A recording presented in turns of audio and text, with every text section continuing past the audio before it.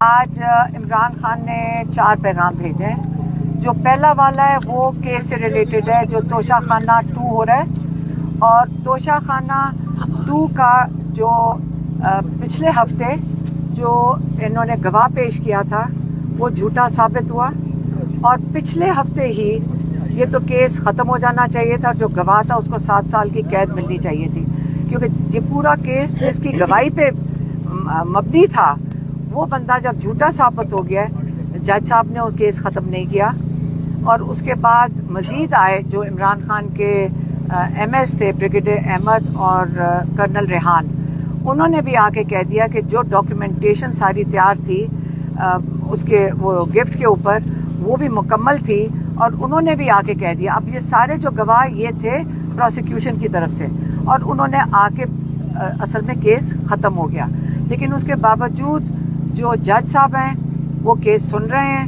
ابھی اس وقت وہ جو آئی اوز ہیں، انویسٹیگیشن آفیسرز، ان کی گواہیاں چل رہی ہیں، اور جو ہمارے لائرز ہیں وہ کہہ رہے ہیں کہ لگتا ایسے ہے کہ اگلی 2-3 ہیئرنگز میں یہ کیس کی ختم ہو جائے گا.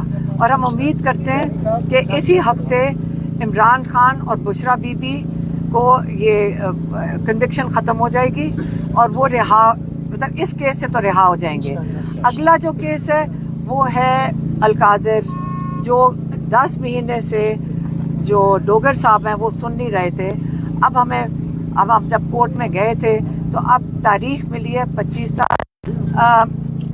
جو پہلا عمران خان نے اس کے بعد جو پہلی جو انہوں نے پوائنٹ ڈسکس کیا، میرے خیال میں وہ اخبار ان کو مل رہے اور وہ اخبار دیکھ رہے تھے، وہ کرکٹ کے بارے میں تھا.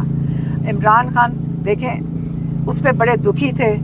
انہوں نے کہا کہ کرکٹ ایک چیز ہے جو پاکستان میں سب سے شوق سے دیکھی جاتی ہے، اور ان کو بڑا دکھ ہوا کہ انہوں نے کہا کہ یہ پوری ٹیم کو اتنا ڈی سٹیبلائز کر دیا، انسٹیبل کر دیا ہے یہ جو محسن نقوی نے، کہ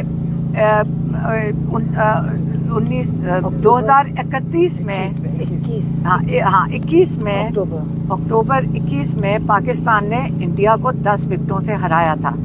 یہی پاکستان کی ٹیم تھی، مضبوط تھی اور کانفیڈنٹ تھی. دوسرا، آپ نے جو کہتے ہیں نا اخلاقیات، پاکستان میں اخلاقیات معاشرے کی جو پاکستان کا نہ دین نہ معاشرہ اجازت دیتا ہے، ہم نے وہ آہستہ آہستہ مزید ختم کرتے گئے ہیں. تیسرا انہوں نے کہا کہ آپ اس کے بعد 26ویں ترمیم لے کر آئے، اور 26ویں ترمیم میں آپ نے جو ججز کی آٹونومی تھی، جو ان کی انڈیپینڈنس تھی، وہ آپ نے مکمل طور پہ ختم کر کے اس کو ایک گورنمنٹ ڈپارٹمنٹ بنا دیا. جب آپ نے ان کو گورنمنٹ ڈپارٹمنٹ بنا دیا تو اس کے باوجود کئی ججز ہیں جنہوں نے اس چیز کو سپورٹ نہیں کیا. کئی ججز ہیں جنہوں نے اپنی ضمیر کی آواز میں وہ رول آف لا کے لیے کھڑے ہوئے. وہ جو ججز کھڑے ہوئے ہیں اپنی ضمیر کی آواز میں، جو انصاف دینا چاہتے ہیں پاکستانیوں کو، وہ پاکستان کے ہیروز ہیں.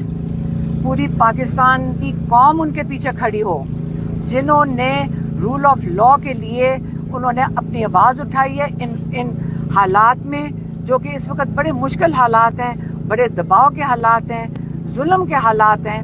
اس کے باوجود وہ کھڑے ہوئے ہیں. یہ ان کا تیسرا پوائنٹ تھا. اور چوتھا پوائنٹ تھا 27 سپٹمبر کے لیے جو پشاور کا جلسہ ہے.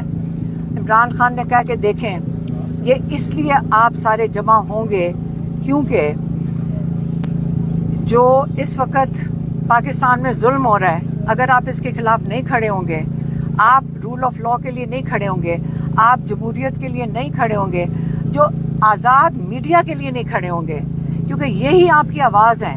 ان کے اوپر بھی بہت پریشر ہے اور ان کے اوپر بھی بہت دباؤ ہے. اس لیے آپ نے ان سب کے لیے آپ نے نکلنا ہے.